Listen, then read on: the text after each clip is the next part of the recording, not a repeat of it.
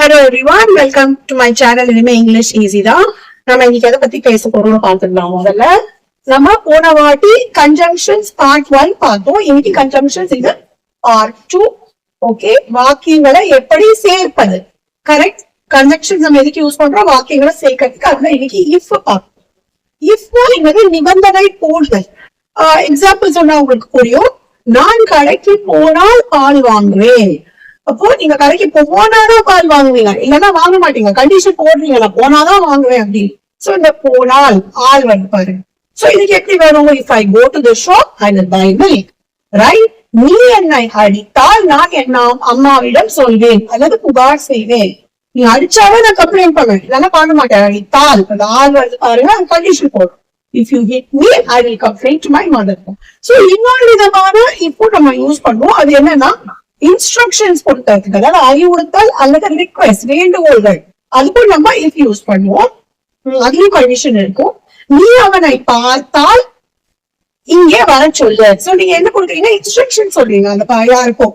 Okay, அப்போ இதுக்கு எப்படி வரும்? இஃப் யூ see him, அங்கேயும் கண்டிஷன் நீ பார்த்தாதான் அதை இங்க வர சொல்லு. So if you see him, please ask him to come here. உன்னிடம் இன்னொரு பேனா இருந்தால் தயவு செய்து எனக்கு கொடு. இந்த நம்ம வேண்டுகோள் கொடுக்குறோம். உங்ககிட்ட இன்னொரு பேனா இருந்தா தயவு செஞ்சு எனக்கு கொடு, ப்ளீஸ் எனக்கு கொடு. So if you have an extra pen, please give it to me. Okay, so இதுதான் நம்ம இப்ப பத்தி தான், இந்த கண்டிஷன் போடுறத பத்தி தான் இன்னைக்கு சென்டென்ஸ் எப்படி அமைக்கிறதுன்னு பார்க்க போறோம். இதுதான் நீங்க ஃபர்ஸ்ட் டைம் என்னோட சேனலுக்கு வரீங்கன்னா சப்ஸ்கிரைப் பண்ணுங்க, உங்க ஃப்ரெண்ட்ஸ் ஃபேமிலி கூட ஷேர் பண்ணுங்க. நம்ம 30 day சேலஞ்ச்ல இன்னைக்கு 15th கிளாஸ்ல இருக்கும். சோ தொடர்ந்து சேனல் பார்த்துட்டு வாங்க. கண்டிப்பா இந்த 30 daysல நீங்க ஈஸியா சுலபமா இங்கிலீஷ் பேசிடலாம். சோ இப்ப பத்தி நான் இன்னைக்கு உங்களுக்கு ஸ்டெப் பை ஸ்டெப் எப்படி வாக்கியங்கள் அமைக்கிறது, எங்கெங்க யூஸ் பண்ணணும், எப்படி யூஸ் பண்ணணும், எக்ஸசைஸ் எல்லாமே இன்னைக்கு கிளாஸ்ல பார்க்கலாம் வாங்க. ஓகே, நம்ம இப்போ இந்த இப்ப எந்த மாதிரி சிச்சுவேஷன்ல யூஸ் பண்ணணும் கத்துட்டோம். அதாவது நிபந்தனை போடுதல். இப்போ இதோட சென்டென்ஸ் ஸ்ட்ரக்சர் எப்படி, வாக்கியங்கள் எப்படி அமைக்கிறது. இப்போ நீங்க நிறைய சேனல்ல பாத்தீங்கன்னா அவங்க 0 கண்டிஷனல், ஃபர்ஸ்ட் கண்டிஷன் அப்படிலாம் சொல்லுவாங்க. நான் அதெல்லாம் இல்லாம உங்களுக்கு ரொம்ப சுலபமா நம்ம டெய்லி லைஃப்ல எப்படி இப்ப யூஸ் பண்ணுவோம் அது மட்டும் உங்களுக்கு சொல்லித்தரேன். இது ரொம்ப ஈஸியா இருக்கும் உங்களுக்கு கத்துக்கிறது. இப்போ ஆர்டினரி சென்டென்ஸ், அதாவது இன்ஸ்ட்ரக்ஷன்ஸ் வேண்டுகோள் இல்லாம ஆர்டினரி சென்டென்சஸ் எப்படி ஃப்ரேம் பண்றது. ஃபர்ஸ்ட் இஃப் போட்டுக்கோங்க. அதுக்கப்புறம் யாரு செயலை செய்யறாங்க, நம்ம சப்ஜெக்ட்னா யாரு, செயலை செய்பவர், நிறைய வாட்டி பார்த்து அது போட்டுக்கோங்க. அப்புறம் action word in present tense, இது ரொம்ப முக்கியம்.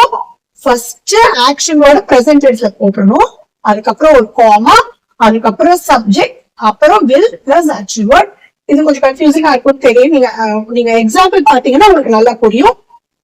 நீ நன்றாக படித்தால் நல்ல மதிப்பெண்கள் பெறுவாய். ஓகே, இப்போ இந்த காமாக்கு முன்னாடி இது வருது. கண்டிஷன் என்ன? நீ நல்லா படிக்கணும், ரைட்? இந்த கண்டிஷன் என்னது? நீ நல்லா படித்தா. சோ கண்டிஷனை நம்ம என்ன பண்ணணும்? இந்த ஆக்ஷன் வேர்ட பிரசன்ட் டென்ஸ்ல போடணும். சோ கண்டிஷன்ல வர்ற ஆக்ஷன் வேர்ட நம்ம பிரசன்ட் டென்ஸ்ல போடணும். அது எப்படி வரும்? If you study well. Okay, நீ நன்றாக படித்தால். ஸ்டடிங்கிறது பிரசன்ட் டென்ஸ், எல்லாருக்குமே நல்லா தெரியும், right? If you study well, comma, இந்த நல்ல, அதனால வர ரிசல்ட் என்ன? நீ நல்லா படிச்சதுனால வர ரிசல்ட் என்ன? நீ நல்ல மதிப்பெண்கள் பெறுவாய். அதுக்கு நம்ம ஃபியூச்சர் டென்ஸ் யூஸ் பண்ணணும். You will score good marks. Okay, so நிறைய பேர் காமனா மிஸ்டேக் என்ன பண்ணுவாங்கன்னா, if you will study well you will score good marks சொல்லுவாங்க. அப்படி கிடையாது. கண்டிஷன்ல வர்ற ஆக்ஷன் வேர்ட் என்ன கண்டிஷன்? நீ நல்லா படிச்சா. சோ அந்த ஸ்டடிங்கிறது பிரசன்ட் டென்ஸ் தான் வரும். அடுத்து அதோட ரிசல்ட் என்னது? நீ நல்ல மதிப்பெண்கள் வாங்குவாய். அது நம்ம ஃபியூச்சர் டென்ஸ்ல you will score good marks. Okay, alright. இப்போ அவள் தாமதமாக வந்தால் நான் அவளுக்கு காத்திருக்க மாட்டேன். அவள் தாமதமாக வந்தால் நான் அவளுக்கு காத்திருக்க மாட்டேன். So if she comes late. So இத பாருங்க, சிம்பிள் பிரசன்ட்ல சிங்குலரா இருந்தா அவள் சிங்குலர் தானே, ஷி, கரெக்ட்? அவள் சிங்குலர், அதனால நம்ம கம்ஸ் போடணும், ரைட்? ஆக்ஷனோட பின்னாடி ஒரு எஸ் சேர்த்துக்கோ. இது நம்ம சிம்பிள் பிரசன்டென்ஸ்ல ஏற்கனவே படிச்சிட்டோம். சோ அவள் தாமதமாக வந்தால் she comes late. So yes போட்டுக்கோங்க. அதோட ரிசல்ட் என்ன? நான் அவளுக்கு காத்திருக்க மாட்டேன். I will not wait for her. So இது நம்ம future tense ல போடும். அதோட ரிசல்ட் என்னது, நான் காத்திருக்காத ரிசல்ட். சோ அதை நம்ம future tense ல போடணும். இப்போ இதுலயே நெகட்டிவ் சென்டென்ஸ் எப்படி ஃப்ரேம் பண்ணு பார்த்துக்கலாம். நீ நல்லா படிக்கலன்னா, இங்க நெகட்டிவ் சென்டென்ஸ் இது. படிக்கலன்னா என்ன ஆகும், ஃபெயில் ஆயிடுது. அதோட ரிசல்ட் என்னது, நீ ஃபெயில் ஆயிடுது. சோ யூக்கு இஃப் யூ டோன்ட், ப்ளூரல்ஸ் யூக்கெல்லாம் do not போடும். சோ present tense இங்க பாருங்க, if you don't. So don't that the present tense. If you don't study well, you will fail. So அதோட ரிசல்ட் நம்ம future tense ல போடணும். இது present tense ல வரும். அதே மாதிரி அவள் பள்ளிக்கு வரலன்னா டீச்சர் திட்டுவார். சோ அவ பள்ளிக்கு வரலன்னா இது நெகட்டிவ் சென்டென்ஸ். சோ அவள்ங்கிறது சிங்குலர். சிங்குலருக்கு என்ன போடணும், does not போடணும் நெகட்டிவ் சென்டென்ஸ். ஓகே, நெகட்டிவ் சென்டென்ஸ்ல does not போடணும். If she does not come to school, so does not என்னது present tense. அதுதான் கண்டிஷன், வரலன்னா ரைட். அதோட ரிசல்ட் என்ன, டீச்சர் அவளை திட்டுவாங்க. சோ இது நம்ம will scold. சோ இந்த ஆக்ஷனோட நம்ம future tenseல. ஓகேங்களா? அடுத்தது இன்ஸ்ட்ரக்ஷன்ஸ்க்கு எப்படி சென்டென்ஸ் ஃப்ரேம் பண்றதுன்னு பார்த்துக்கலாம். அது ரொம்ப ஈஸி.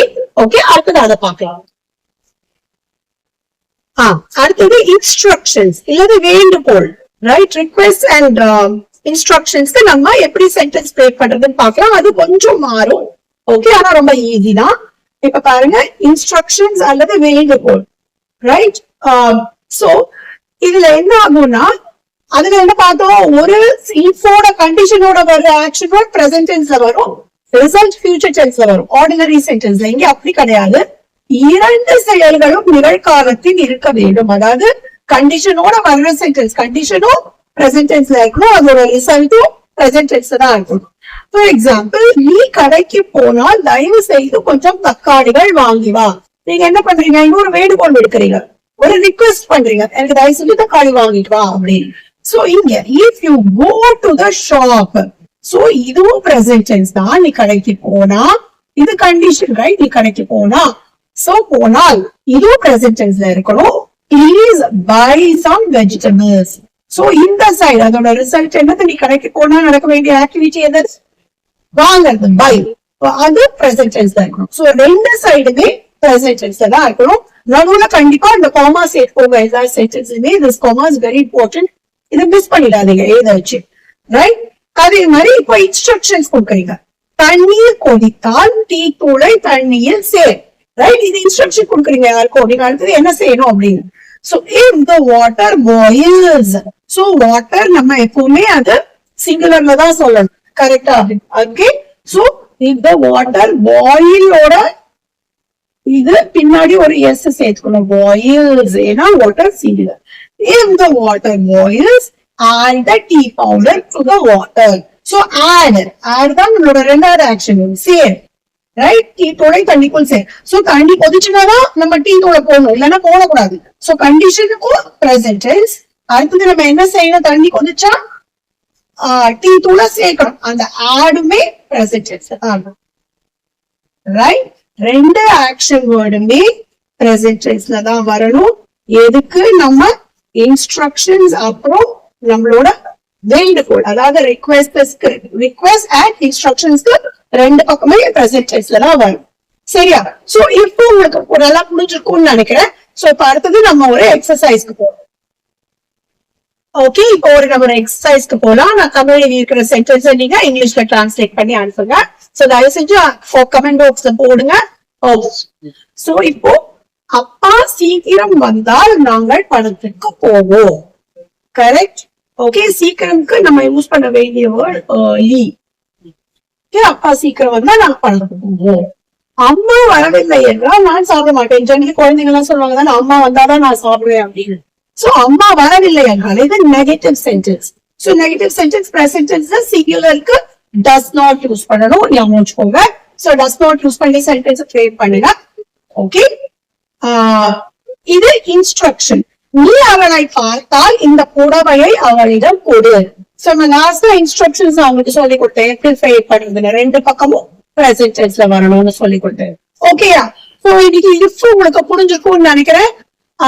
சோ தயவு செஞ்சு சேனலுக்கு சப்ஸ்கிரைப் பண்ணுங்க. கமெண்ட் பாக்ஸ்ல உங்களோட கமெண்ட்ஸ் அண்ட் ஃபீட்பேக் எல்லாத்தையும் எழுதி அனுப்புங்க. நம்ம அடுத்த கிளாஸ்ல பாக்கலாம்.